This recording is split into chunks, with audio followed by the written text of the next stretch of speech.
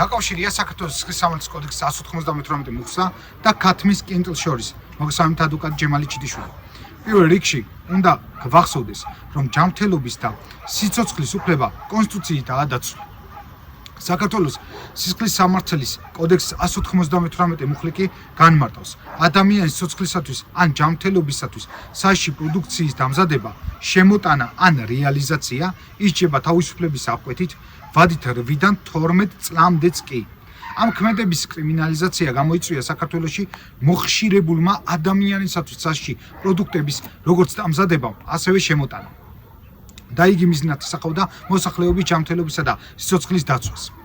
ამ მუხლში ნაგულისხმევი პროდუქტი შეიძლება იყოს როგორც წესების დარღვევით დამზადებული, ასევე სტანდარტების დაცვით დამზადებული, თუმცა შემდგომ გაფუჭებული უტილიზაციის შენახვის და თუნდაც ტრანსპორტირების მიერ.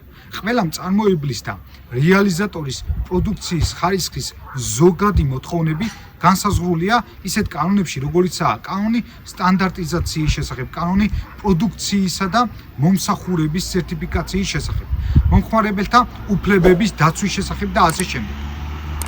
თუ მოგწონთ ეს ვიდეო, აუცილებლად გადადით YouTube-ის არხზე და გამოიწერეთ იგი.